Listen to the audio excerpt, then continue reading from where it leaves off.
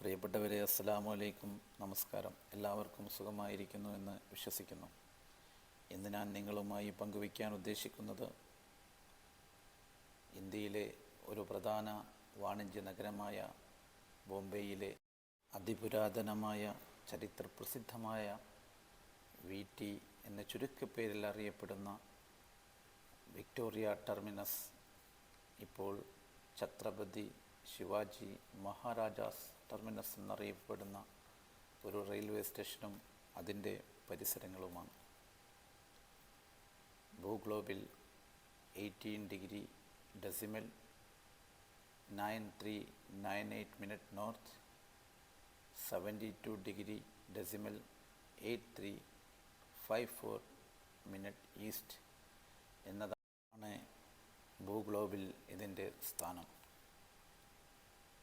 1878 architect Frederick William Stevens, Axel Haig എന്ന ആർക്കിടെക്ടർമാരുടെ കീഴിൽ എഞ്ചിനീയർ വിൽസൺ ബെൽറ്റാണ് ഇത് നിർമ്മിച്ച് തുടങ്ങിയത്.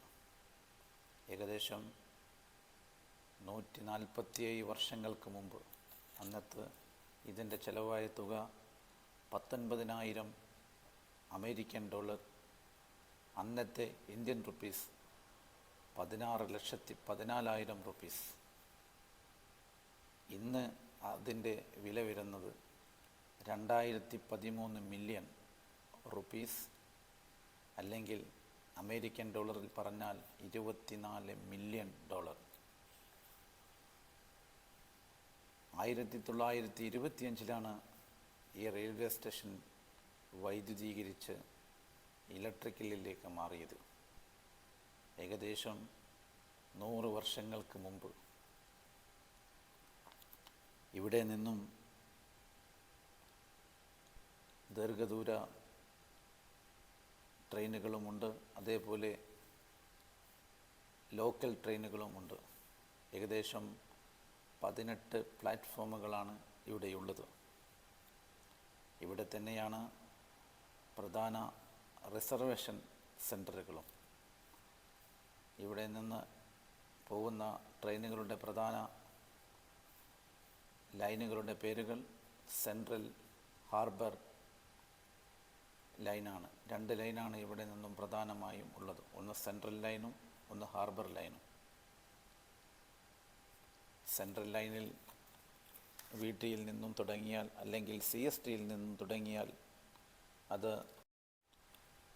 കല്യാൺ, ഉല്ലാസ് നഗർ, കസാറ, കർജത്ത്, കൊപ്പോളി എന്നിവിടെ എത്തുമ്പോൾ ഹാർബർ ലൈൻ VTയിൽ നിന്നും തുടങ്ങി പൻവേൽ പെൻ വരെ എത്തുന്നു.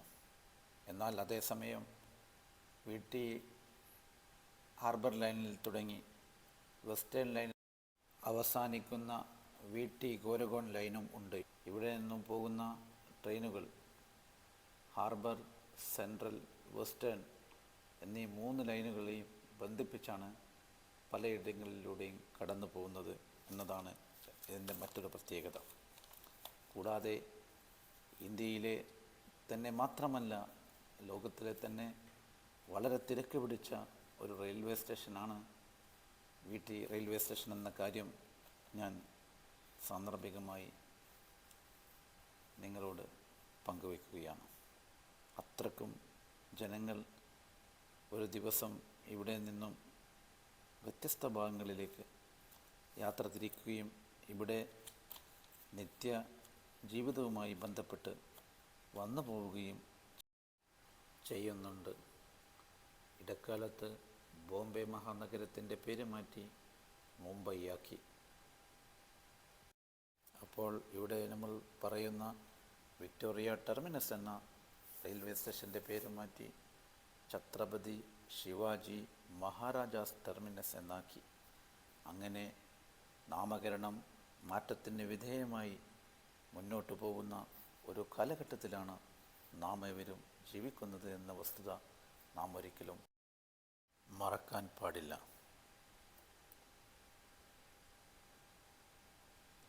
ചരിത്രമുറങ്ങുന്ന ചരിത്രപ്രസിദ്ധമായ ലോകത്തിലെ തന്നെ ഏറ്റവും വലിയ ഭംഗിയാർന്നതും ഉറപ്പുള്ളതുമായ ഒരു റെയിൽവേ സ്റ്റേഷൻ്റെ പേര് ഇപ്പോഴും ഛത്രപതി മഹാരാജാസ് ടെർമിനസ് എന്ന് തുടർന്നുകൊണ്ടിരിക്കുന്നു. നിങ്ങൾക്കിതിൻ്റെ മേൽക്കൂരയിലേക്ക് ഒന്ന് കണ്ണോടിച്ചാൽ മനസ്സിലാകുന്നതാണ് ഇതിൻ്റെ എല്ലാ ഫാബ്രിക്കേഷനുകളും വളരെ ഉറപ്പുള്ളതും ഭംഗിയാർന്നതും ആണ് എന്നതാണ് ഇതിൻ്റെ ഈ ബിൽഡിങ്ങിൻ്റെ ഈ ഷെഡിൻ്റെ ഒരു പ്രത്യേകത. ഇതൊരു വലിയ ബിൽഡിംഗ് അല്ലാതെ, എന്നാൽ ഒരു ഷെഡുമല്ലാതെ, എന്നാൽ ഷെഡ് പോലെ കാണുമെങ്കിലും ബിൽഡിങ്ങിനെക്കാട്ടിൽ കൂടുതൽ ഉറപ്പിലാണ് ഇതിൻ്റെ ക്രമീകരണങ്ങൾ നടക്കുന്നത്. ആയിരക്കണക്കിന് ആളുകളെ ഒപ്പം ആവാഹിക്കുമ്പോഴും ഇവിടെ വലിയ ചൂട് അനുഭവപ്പെടുന്നില്ല എന്നുള്ളത് ഇവിടെ സന്ദർശിച്ച ആർക്കും അറിയാവുന്ന ഒരു കാര്യമാണ്. തന്നെയുമല്ല, ഇത്രയും തിരക്ക് പിടിച്ച, ഇത്രയും ജനബാഹുല്യമുള്ള ഒരു സ്ഥലത്ത് എല്ലാം തന്നെ വളരെ ഉറപ്പിലും ശക്തിയിലുമാണ് നിർമ്മിച്ചിരിക്കുന്നത്.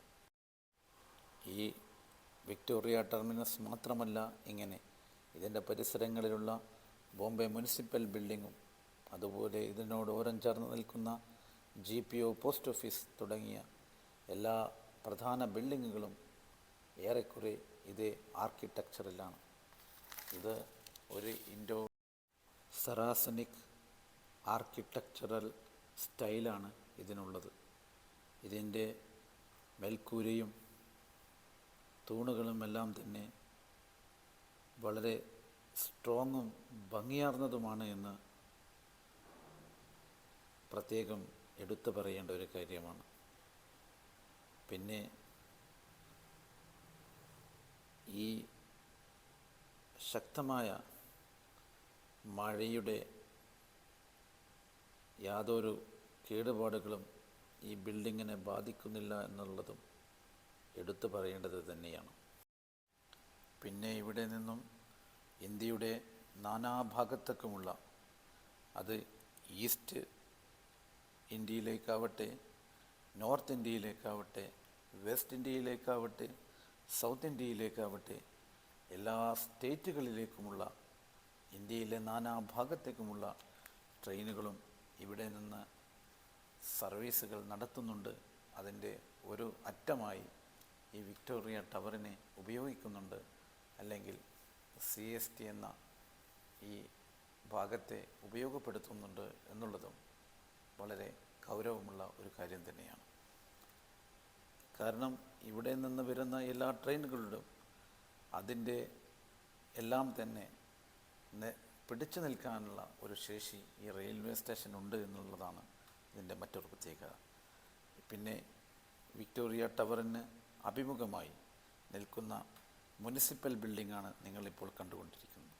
അതും വളരെ തലയുയർത്തി നിൽക്കുന്ന ശക്തമായ ഇന്ത്യയിലെ തന്നെ ഒരു ബിൽഡിങ്ങാണ്.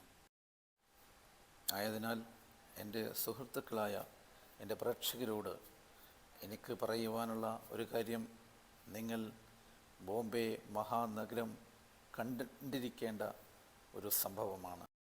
ആയതിനാൽ അവസരം ഒത്തുവരികയാണെങ്കിൽ എല്ലാവരും നിർബന്ധമായി കണ്ടിരിക്കേണ്ട ഒരു നഗരമാണ്, സാംസ്കാരിക കേന്ദ്രമാണ് ബോംബെ.